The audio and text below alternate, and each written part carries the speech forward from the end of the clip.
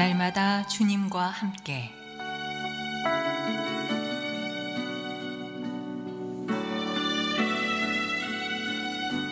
오늘 말씀에 강북 제1교회 황형택 목사입니다.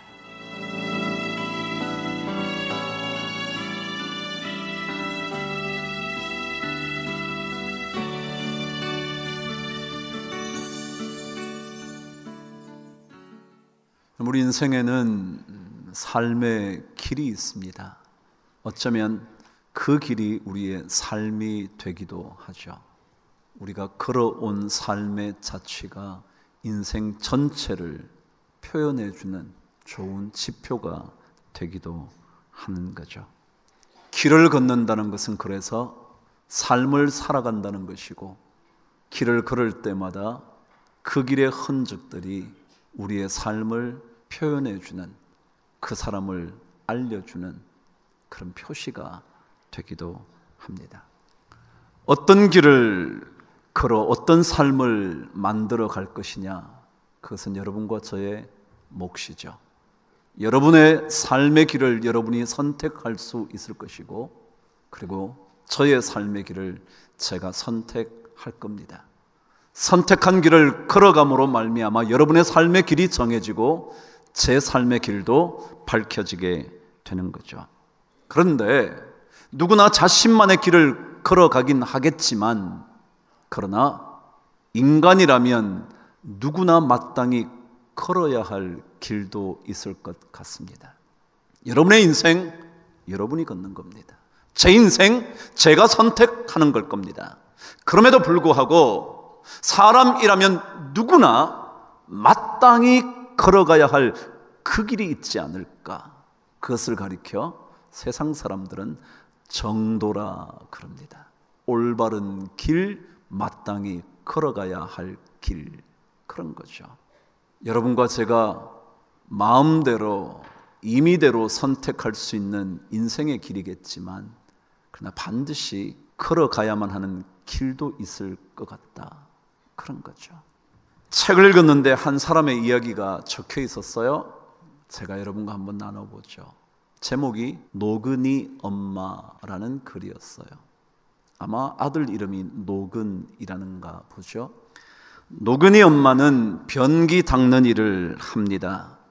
노근이는 그런 일을 하는 엄마가 창피합니다. 어느 날 노근이가 엄마에게 따져 물었습니다. 엄마는 왜 그런 일을 해? 변기 닦는 일 더럽고 창피하지 않아? 그 말에 엄마가 잔잔한 미소를 지으며 자신이 하는 일을 설명해 주었습니다. 노근아, 원래 변기는 더러운 게 아니란다. 사람들이 그 변기를 더럽게 하는 거지. 그래서 엄마는 원래 그 깨끗했던 처음 그 순간으로 되돌려 놓는 일을 하는 거란다. 사람들의 온갖 더러움을 받아주는 변기가 얼마나 착하니. 노근아, 너도 그런 삶을 살거라. 내가 더러워지면 엄마가 살아있는 동안은 열심히 원래의 깨끗하고 착한 너로 되돌려 주도록 할게. 그날 이후 노근이는 엄마가 하시는 일이 더 이상 창피하지 않았습니다. 참 멋진 글이죠. 아니, 멋진 엄마죠. 그럼 삶의 정도가 있을까요? 있을 겁니다. 노근이 엄마의 삶, 정도 같습니다. 창피한 일이 아니라 올바른 일이죠. 창피한 인생 길이 아니라 참으로 자랑스러운 삶의 길이죠. 세상에도 수많은 정도들이 있습니다. 그 정도를 걸어갈 때 그 인생은 아름다워집니다. 우리 믿음의 여행이요, 원하는 대로 가는 거잖아요. 제가 아무리 얘기한다고 이러면 그 길을 갈 것 같지만도 않고요. 다만 우리 마음대로 선택해서 갈 수 있는 믿음의 여행길이라 할지라도 반드시 걸어가야 할 길은 있을 거라는 것 아셔야 되지 않나, 그런 거죠. 하나님께서 인간을 창조하신 후에 에덴 동산에 두셨죠. 에덴 동산에 두시면서 하나님이 말씀하신 게 이런 거였어요. 이 동산 안에 있는 모든 나무의 실과 열매는 임의대로 먹을 수 있다고 자유를 준 겁니다. 에덴 동산 안에서 무엇이든지 할 수 있는 자유를 주시고 난 다음에 덧붙인 말씀이 있었습니다.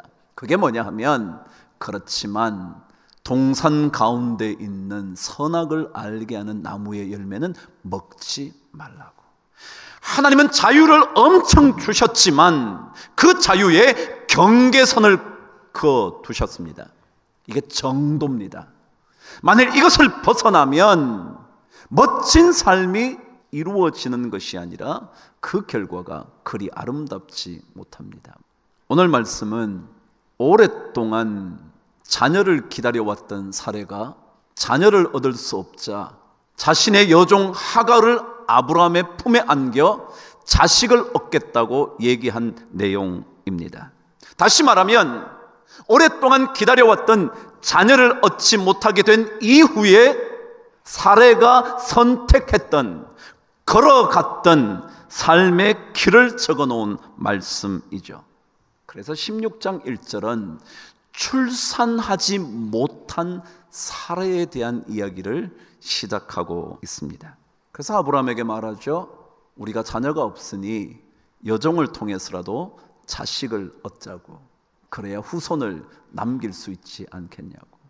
말만 한 것이 아니라 그녀는 하갈을 아브라함의 품에 안겨 마침내 임신하게 되는 얘기입니다.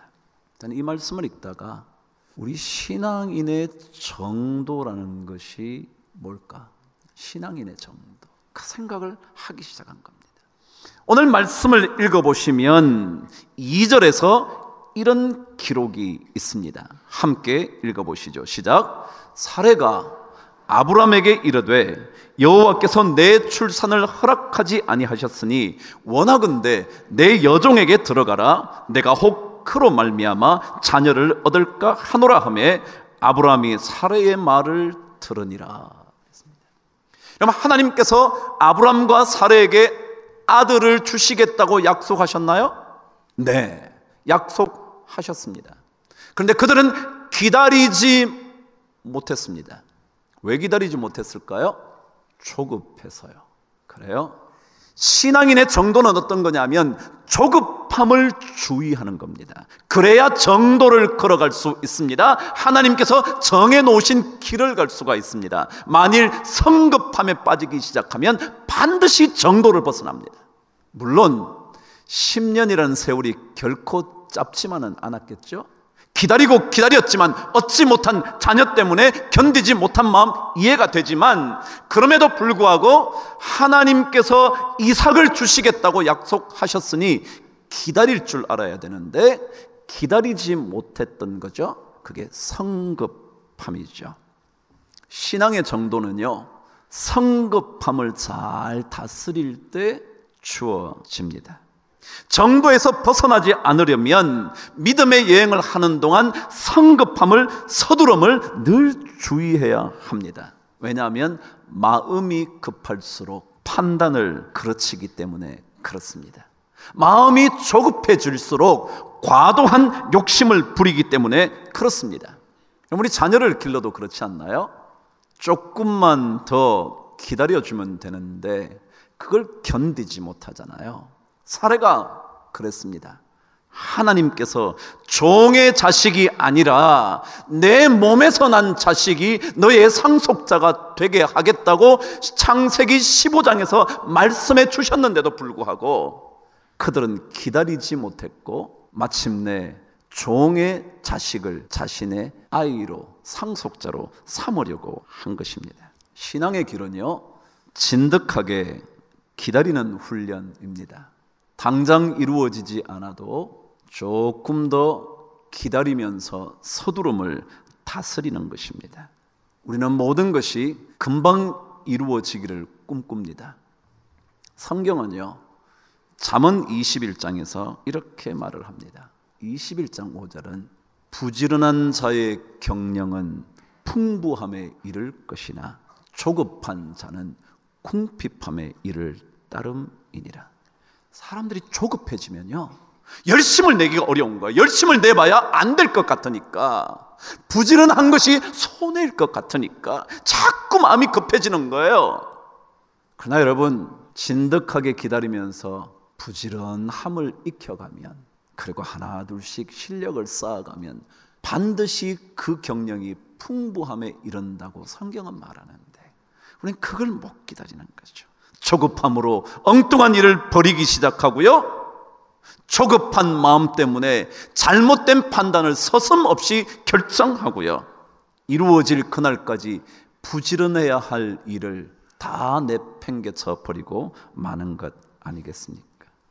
예수님의 기적적인 사건 중에 12년 혈류증을 앓은 여인의 치유 사건 있죠. 근데 그 사건 바로 앞에는 회당장 야이로의 딸의 이야기가 등장을 합니다. 길을 가는데 주님께 말합니다. 회당장 야이로가 무릎을 꿇고 발 앞에 엎드려서, 주님, 우리 집에 좀 와주십시오. 내 딸이 지금 죽어가고 있습니다. 그 딸은 12살밖에 되지 않았습니다. 근데 주님은 아무런 대답도 없이 지나가는 겁니다. 그때 수많은 무리들이 달려드는 그 순간에 옷자락을 만진 혈류증 걸린 여인의 병이 났습니다. 예수님이 말씀하십니다. 누가 내 옷자락에 손을 댔냐고 이런저런 얘기를 하는 동안 갑자기 전갈이 옵니다. 주님, 회당장 집에 가실 생각할 필요 없습니다. 이미 죽었기 때문에 그렇습니다. 그때 주님께서 말합니다. 두려워하지 말고 믿기만 하라. 그리하면 딸이 구원을 얻으리라. 그래요? 사람들은 조급합니다. 지금 안 오면 죽는 겁니다. 그만큼 심각한 일이 있을 수 있겠죠. 그래서 우리는 자꾸 조급해지는 겁니다. 그런데 주님은 자꾸 두려워하지 말고 믿음으로 좀 기다리면 안 될까? 그리하면 구원을 보게 될 거라고. 우리는 성급하게 모든 일이 이루어져야 한다고 마음대로 판단을 하면서 믿음의 기다림을 포기합니다. 그리고는 성급함을 선택합니다. 그러나 성급할수록, 우리 옛 어른들 말처럼 급할수록 뭐래요? 돌아가래요. 참 이상하죠. 신앙의 정도도 그런 것 같습니다. 이삭을 주시겠다고 약속하셨는데 이 약속을 생각지 않은 채 기다리다 못해 성급하게 하갈을 선택하고 자녀를 낳는 일, 정도를 벗어나는 길입니다. 결론에 가면 제가 이 정도를 벗어난 일이 무엇을 어떻게 하는지 말씀을 통해 확인하겠지만 정도를 벗어나는 겁니다. 그렇다면 서두르지 않으려면, 조급함을 없애려면 어떻게 해야 될까? 그래서 우리가 신앙의 정도를 잘 걸어가기 위해서 무엇이 필요할까? 오늘 성경 2절은 다시 한번 우리에게 알려줍니다. 2절 읽으시죠. 시작. 사레가 아브라함에게 이르되 여호와께서 내 출산을 허락하지 아니하셨으니 그래서 나는 이렇게 하겠다고 적혀져 있습니다. 여러분, 성급한 사람들의 특징은 뭐냐면요, 그 모든 것이 지금이라는 이 현실에만 마음을 쏟습니다. 지금 이 시간에 안 됐다는 거예요. 안 됐다는 거예요. 거기에만 집중하는 겁니다. 지금 이 시간 하나님께서 허락하지 않았다는 겁니다. 그래서 그들에게는 지금의 상황이 최고의 이슈입니다. 지금 아니면 안 된다는 거예요. 지금 아니면 끝난 것처럼 생각하는 겁니다. 근데 물어보죠. 여러분, 올해가 아니면 인생 끝입니까? 지금 아니면 내 자녀의 인생이 다 망가진 채로 끝나는 겁니까? 지금 아니면 내 인생에 영원히 기회가 오지 않는 겁니까? 그런 거 아니지 않나요? 그런데 조급해지면 현실만 계속 봅니다. 아니, 반대로 현실만 들여다보는 사람은 계속 조급해집니다. 그래서 소망을 잃어버립니다. 그렇잖아요. 조급한 우리 청년들이요, 소망을 잃어버린 채 우리 이렇게 살아서는 아무것도 못할 거야 생각하는 겁니다. 여러분, 단테의 신곡을 보면 지옥편이 있습니다. 그 지옥편을 읽으면 지옥에 들어가는 입구에 쓰여진 글귀가 나옵니다. 물론 단테의 이야기죠. 정말 지옥문에 그런 글이 쓰여졌는지 는 모르지만 이렇게 되어 있습니다. 이곳에 들어오는 그대여 모든 희망을 버릴지어다. 지옥문은 어떤 곳이냐 하면요, 지옥이라는 것은 어떤 곳이냐 하면요, 영원히 꺼지지 않는 뜨거운 불길로 솟아오르는 그런 곳만이 아니라 소망을 잃어버린 인생으로 살아가는 그것이 전부 다 지옥문으로 들어가는 거예요. 지옥문으로 들어가는 순간 우리의 모든 소망이 끊어지는 겁니다. 마치 지금 막혔다고 영원히 모든 것이 끝난 것처럼 생각하는 사람, 지옥을 사는 겁니다. 그러니까 늘 불안한 거예요. 늘 마음이 더급해지는 거예요. 왜요? 끝이니까. 그럼 아니요, 그렇지 않아요. 살아는 그것이 끝인 줄 알았지만, 그래서 이것으로는 도저히 내 문제를 해결할 수 없다고 생각했지만 아니에요. 우리는 너무 현실만 쳐다봅니다. 너무 지금만 들여다봅니다. 하나님께서 이루어 주시지 않는 그것만 지금 쳐다보고 있습니다. 그러나 현실에만 묶여 살면 조급한 선택을 하게 되고, 그 선택은 마침내 정도를 벗어나는 겁니다. 이삭의 아들 야곱에게는 두 아내가 있었습니다. 한 부인의 이름이 레아라는 여자였고요, 한 부인의 이름이 라헬이라는 여자였습니다. 그런데 참 놀랍게도 레아는 남편의 사랑을 받지 못합니다. 사랑받지 못한 여인의 슬픔을 누가 못 헤아리겠습니까? 그래서인지 하나님은 그 여인을 통하여 자식들을 막 주십니다. 르우벤, 시몬, 레위, 유다, 이삭을 막 주는 겁니다. 그런데 사랑받았던 라헬에게는 자식이 없습니다. 제가 물어보죠. 라헬에게 자식 없는 것으로 끝났나요? 아닌가요? 아니요, 끝나지 않았죠. 라헬에게 하나님께서 아들을 주셨는데 그 유명한 요셉이라는 아들을 주십니다. 이 요셉은 누구냐 하면 모든 이스라엘 민족을 구원하기 위하여 하나님이 예비해 두신 자녀였습니다. 그래서 그를 통하여 멸망당하게 될 이스라엘 민족이 구원받게 됩니다. 그 아들을 주십니다. 그 아들만이 아니라 베냐민까지 주신 것 아시잖아요. 우리는 지금 아니면 마치 모든 것이 끝나버린 것처럼 현실에만 자꾸 매달려 삽니다. 지금의 삶이 전부가 아님에도 불구하고. 그러다 보니까 자꾸 마음이 조급한 거예요. 소망이 사라지는 거예요. 기대할 게 없어지는 거예요. 아니요, 여러분, 희망을 버리지 마세요. 희망을 버리시는 그 순간 우리는 지옥을 사는 겁니다. 그게 조급해지는 거죠. 불안해요. 염려가 다가와요. 어떻게 할 수가 없어요. 모든 에너지를 상실해요. 그리고 엉뚱한 판단을 내려 자기 몸을 해쳐요. 자, 그렇다면 오늘 결론으로 가보죠, 여러분. 이 현실에 묶여 살지 않으려면 어떻게 해야 될까? 이 현실만 쳐다보는 삶에서 벗어나려면 어떻게 해야 될까? 오늘 말씀은 그것을 기록하고 있지 않지만 16장 앞이 15장입니다. 15장에는 제가 조금 전에 이미 말씀드린 것처럼 아브라함에게 상속자가 누가 될 것인지를 약속해 주시는 장면이 다시 등장을 합니다. 아브라함도 아마 자녀가 없었던 것을 염려하고 있었던 것 같습니다. 하나님, 저에게 자녀가 없습니다. 자녀가 없으니 저에게 길린 자의 종, 그 몸에서 나는 자식이 저의 상속자가 될 수밖에 없게 됐습니다. 그랬더니 하나님께서 아니야, 너 몸에서 난 자가 내 상속자가 될 거야, 말씀해 주셨거든요. 다시 말하면 현실에만 묶여있지 않으려면 무엇에 주의해야 되냐면 하나님의 약속하신 말씀에 집중해야 돼요. 하나님의 약속하신 말씀, 언약의 말씀. 제가 구약신학 전공이거든요. 대학원 다닐 때 제가 구약신학을 하는데 그 구약신학을 할 때 몇 가지 중요한 사항이 있어요. 그 중에 하나가 언약이라는 문제, covenant라는 문제였습니다. 언약이라는 거예요. 창세기는 중요한 언약으로 이루어져 있다는 거예요. 노아에게 언약을 주신 것, 야곱에게 언약을 주신 것, 아브라함에게 언약을 주신 것, 이삭에게 언약을 주신 것. 이 언약들이 계속 등장합니다. 그래서 창세기에 보면 아브라함에게 주신 언약이 4번이나 등장합니다. 4번의 아브라함에게 주신 언약. 하나님께서요, 약속하신 겁니다. 이삭을 줄 거라고. 그래서 그를 통하여 그 숫자가 바다의 모래알처럼 그렇게 될 거라고. 아니, 티끌을 능히 셀 수 있을진데 내 자손도 세리라. 그렇게 약속하신 겁니다. 그러니까 이 약속을 놓쳐버리면 성급해집니다.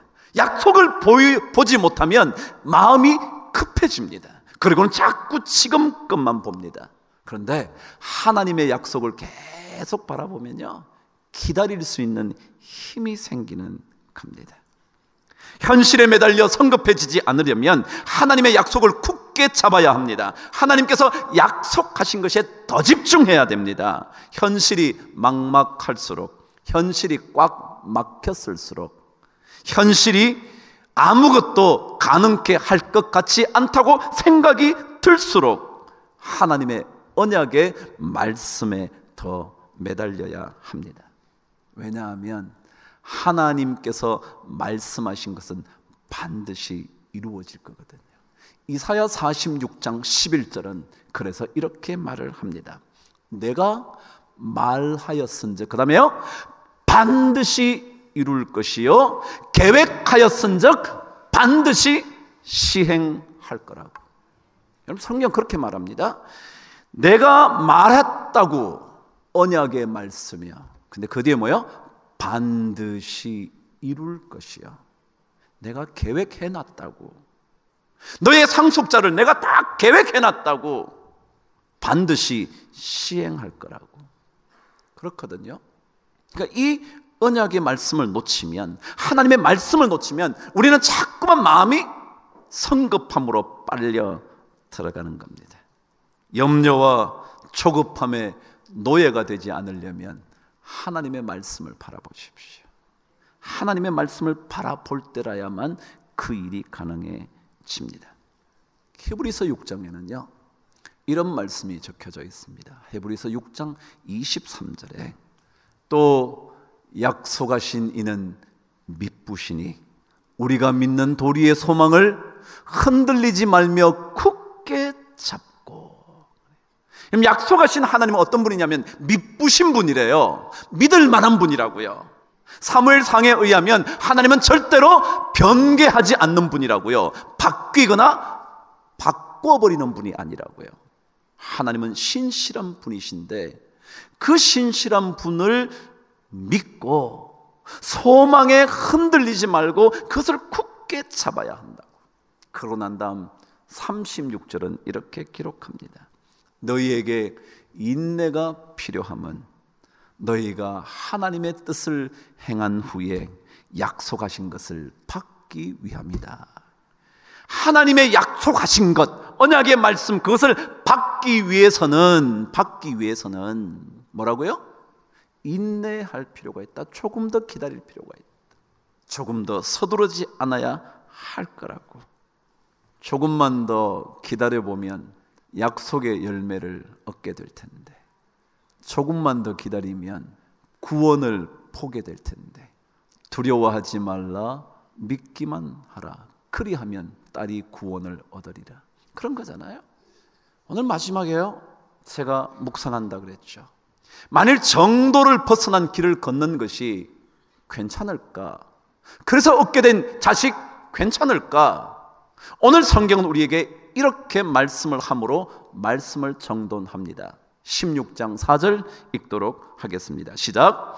아브라함이 하갈과 동침하였더니 하갈이 임신함에 그가 자기의 임신함을 알고 그의 여주인을 멸시한지라.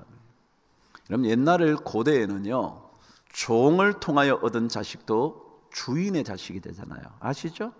첩을 통해서 얻은 자식이 자기 자식 되는 거예요. 잘 됐죠? 없는 자식 생겼으니. 아니요, 잘 안 됐어요. 오늘 성경 뭐라고 그러냐면 임신함을 알게 되자 그 여종 하갈이 그의 여주인을 뭐 했다고요? 멸시했다고. 여러분, 정도를 벗어난 선택이요 가져온 열매는 절대로 아름답지 않아요. 자기는 아들로 인하여 존중받을 줄 알았지만요, 아니요, 멸시당하는 인생이 돼요. 왜 우리가 신앙의 정도, 그 길을 걸어야 되느냐면 멸시받는 인생 안 되려고. 존중받는 인생을 놓쳐버리지 않으려고. 여러분, 나중에요 성경을 읽으시면 아브라함과 사레가 이 아들 하갈에게 얻은 아들 이름이 뭐냐면 이스마엘이잖아요. 이스마엘로 인하여 근심했다고 성경 기록해요. 걱정이 되는 거예요. 좋은 일이 아니에요. 여종을 통하여 생명을 얻었는데 왜 안 좋겠어요? 근데 아니요, 안 좋아요. 그게 우리가 믿음의 정도를 걸어야 하는 이유예요. 그래서 믿음의 여행은 그 길 걷는 거예요. 모든 것을 자유롭게 하셨지만 경계선을 그어놓으신 그 경계를 벗어나지 않는 거죠. 그럴 때 하나님께서 약속하신 것들을 받아 누리는 영광, 그것이 가져오는 기쁨이 훨씬 더 커지게 될 거예요. 우리 모든 성도들, 우리 전부 다 믿음의 길 잘 걸으셔서 하나님의 약속하신 것들을 선물로 꼭 받게 되시기를 주의 이름으로 축복합니다.